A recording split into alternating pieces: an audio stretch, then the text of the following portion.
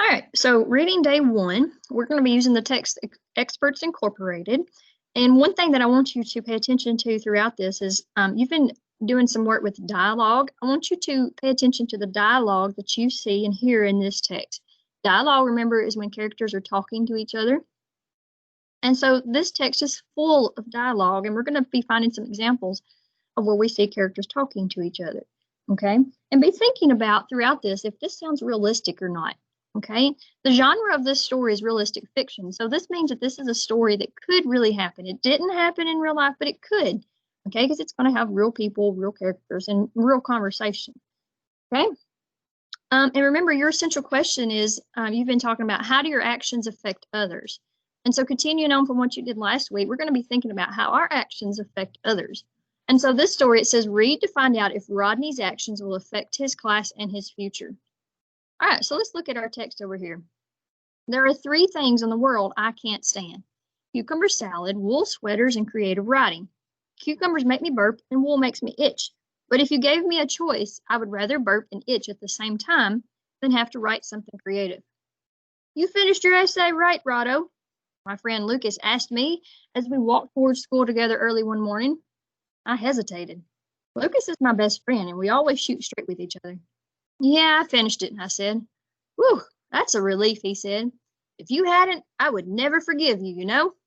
Yeah, I know, I said. The problem began on the first day of the school year when our humanities teacher, Mrs. Greenberg, promised that if nobody got an F in her class all semester long, she would give us a pizza party. Just remember, she'd laugh. There are no F's in pizza. Here it was the last week of the semester, and I was about to earn not just an F, but the F that would ruin everything. Because you see, I hadn't done the assignment. Not one word of it. All right, so in this right here, if we just look at this page, let's look at some examples of dialogue. Okay? Dialogue is when characters are talking, and the first thing that they say here is, you finished your essay, right, Rado? Okay? And if you look specifically in this line just here, this kind of lets me know that this is some younger people talking, because look how he calls his name, Rado. Instead of saying Rodney, you know, he uses, you finished your essay, right, Rado? Okay, and so we can kind of get an idea, and we can look at the picture over here too, that we know that these are some younger kids in either middle school, high school, and we can see how they, you know, he changed his name just a little bit because that's how teenagers or younger people talk. Okay, and so the author was trying to use some examples of some realistic sounding dialogue that would happen between young people. Okay, and then of course they keep continuing talking. He said, yeah, I finished it. Woo, that's a relief. You know, if you hadn't, I would never have forgiven you, you know. And so all of these here are examples of dialogue, and we know that these are people talking because there are quotation marks, okay, talking marks letting us know that people are talking. Okay, so she has given them this assignment. Okay, but the problem is Rodney has not even started one word of it yet. As we rounded the corner and headed up the block towards school, Jeremy and Russell, 2 friends from our class, caught up with us. You guys did the assignment right, Russell asked us. Yep, Lucas answered for us both. How about you? Of course, said Jeremy. What do we look like, idiots? I can taste that pepperoni already.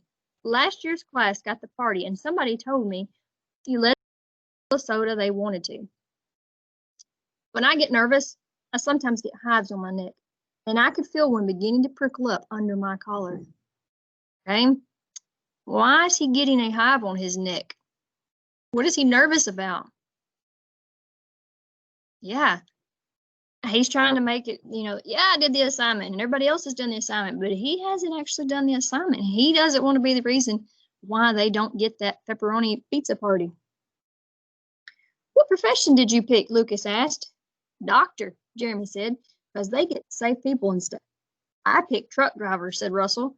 They get to travel and eat at diners. I love diners, but my mom says they're too greasy, so we never get to go. What about you, Lucas? Star pitcher for the New York Yankees, he said. Man, can you imagine getting paid to play baseball? The assignment had been to write an essay about what you want to be when you grow up. Sounds easy enough, unless you're like me and have no idea what you want to be, and no matter how hard you try, You can't think of even one thing that feels the least bit right. I bet all the girls are going to say they want to be teachers because they know Miss Greenberg will eat that with a spoon, Russell said with disgust. Yeah, probably, Lucas agreed. So what did you pick, Rado? He asked, turning to me. We were just starting up the steps of the school when a familiar cry went up from the playground. Hey, look, everybody! There goes Mucus! Hey, Mucus! Lucas blushed and hung his head as we walked up the steps and into the building. It happens to him all the time, poor guy. He has one of the worst names. Not only does Lucas rhyme with mucus, but even if you shorten it to Luke, you're still in trouble because then it rhymes with puke. He's been tortured his whole life on account of that name. All right, if we look at this page here, page 27, we see some more examples of dialogue, okay? And another thing, like when Lucas asks, what profession did you pick? And Jeremy says, doctor, because they get to save people and stuff. Here's another way the author is using realistic dialogue. He shortened the word because a lot of times that's how we talk. We say, because I wanted to do this or because this happened. And so we don't use the entire full word. And so here's just another little example of how he's trying to use realistic conversation between these young people. And we find out too that Lucas is being teased because of his name, Lucas and Mucus. You know, and even if he tried to shorten it to Luke, you know, it's still rhymes with puke. Okay, and so he's got a name that they make fun of. Having a bad name is something Lucas and I have in common, and probably part of the reason we became friends all the way back on the first day of kindergarten. My name is Rodney Curtin. My parents and my teachers call me Rod.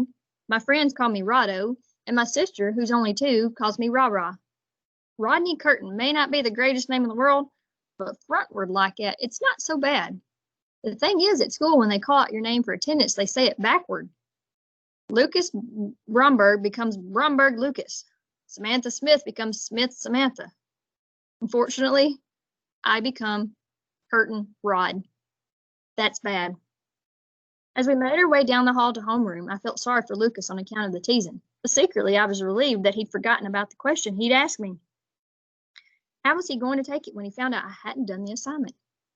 After she took attendance, Miss Greenberg, we have her for homeroom as well as humanities, announced that she would be collecting our papers after lunch. There was still hope left. All I had to do was come up with an idea between now and then, scribble it down in time to hand it in with the others. Maybe I wouldn't have to ruin the party after all. Problem was, I still didn't have any ideas. Pencil maker, clock fixer, desk builder. What do I want to be? I asked myself. Come on, Curtin, think. I thought about it during math, history, and science lab, but with lunchtime only minutes away, my mind was still a complete blank. The only thing I could think of that I wanted to be was someone else, someone who had written the stupid essay already. As I looked around the room desperately, hoping to find some inspiration somewhere, I asked myself, do I want to be a scientist? Do I want to fix clocks, write books, build desks, make pencils? No, no, no. And then suddenly, without warning, everything shifted into slow motion as my eyes came to rest on the face of a girl sitting in the second seat in the third row from the left. That's when it hit me. I knew what I wanted to be, what the world needed me to be. Stop right here for a second. Any ideas what you think he was going to write about what he wants to be when he grows up? You know, and I'm sure you guys are thinking of some different ideas. You know, and my thing is, I know he's been teased about a lot of things, and it may have something to do with the teasing that he has had to endure. Okay. When the bell for lunch rang, I didn't join the others in the cafeteria. Instead, I took out my notebook and began to write. When the 5th period bell rang, I was already in my seat in Miss Greenberg's room with a stack of 4 handwritten sheets and a huge grin on my face. Why are you sitting there smiling like a dork? Lucas asked as he slid into the seat next to me. And where were you at lunch anyway? And another thing, you never answered my question from before. What did you choose as your profession? Name expert, I told him happily. That's definitely what I want to be, a name expert. A name expert? Who ever heard of that? He said. Nobody. It hasn't been invented yet, but I'm going to be the first one, I told him. Oh, yeah? And what exactly are you going to do? He asked me. I'm going to advise people about what not to name their kids. No offense, but that is so dumb. Why would anybody pay you to tell them what not to name their kid, he asked. Because I'm an expert, I said. Says who, he said. What's your name? What do you mean, what's my name? You know my name, Fish for Brains, Lucas snorted. Come on, just answer the question. What's your name? Lucas, he said. And what did all the kids call you? He hesitated uncomfortably for a second before answering. Mucus, he said quietly. Exactly, I said. See, if I had been around when your parents were deciding what to name you, I could have warned them that every name needs to be checked for bad rhymes. A kid named Leo is going to end up getting called Theo.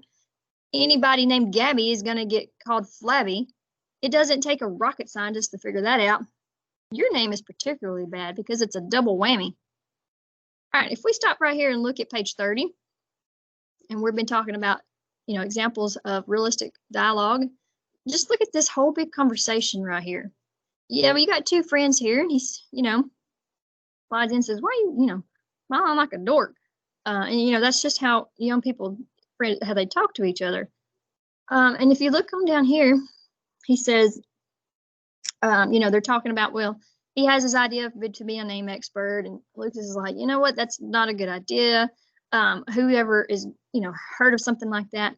And he says, what do you mean, what's my name? You know my name, Fish for Brains. And so they've got this banter back towards each other. How they're, they're just kind of, they're friends, and he's kind of calling him names a little bit. And then he says, come on, just answer the question. And so when you're reading this, you can kind of picture in your mind here that this is a conversation between these two friends. Page 31. Tell me about it, said Lucas, shaking his head sadly. The way I see it, a name expert should be hired every time a baby gets born to protect it from being saddled with a name that could ruin its life, I went on. How much do you think you'll get paid, he asked. A lot. Parents pay a bundle for braces to straighten their kids' teeth. Don't you think they'd shell out even more to save their kids from being humiliated at school? Here's a question for you. Do you think there's any way a name expert could figure out whether a name is going to fit when the kid gets older? Lucas asked me. What do you mean? I said. Well, for instance, you know how Melody Adams is tone deaf. Yeah, she sings like a moose, I said. If her parents had known she was going to be unmusical, maybe they wouldn't have given her a musical name like Melody. Maybe they would have named her Moose, I said, and we both laughed. I suppose a name expert could be trained to look carefully at the parents for signs of what's to come, I said. Like, for instance, if there's a history of baldness in a family, it's probably not a very good idea to use the name Harry. Yeah, or like if the parents have big noses, they shouldn't name their kid Honker, said Lucas. Who names their kid Honker? I said. That's not even a real name. Oh, and Curtain Rod is? I punched him in the arm. Not too hard because, like I said, we're best friends. Hyphenated names would have to be looked at very carefully, too, don't you think? Lucas said, like Jessica's, for instance. Exactly, I said. She's the one I was looking at the science lab when this whole idea came to me. Jessica's dad's name is Charlie Mintz, and her mom's name is Sylvia Pepper. How hard could it have been to name her Jessica Mintz Pepper instead of Jessica Peppermints? Peppermints. If they had a name expert, trust me, it never would have happened. I take back what I said about this idea being dumb, Lucas said. I think maybe you're onto something big here. Yeah, you think? I said. Yeah, and once business takes off, you might even need a partner, Lucas said excitedly. We could call it Experts Incorporated. We? I laughed. I thought you were going to pitch for the Yankees. Lucas smiled and shrugged. I doubt I'll get picked up. I can't even throw a slider. But if you want a partner who really understands why the world needs name experts, I'm your man, Rado. Miss Greenberg came down the aisle collecting the papers. As I handed her mine, I heaved a huge sigh of relief. Not only had I avoided ruining the pizza party, I'd managed to plan my entire future too. And it was looking pretty bright, if I do say so myself.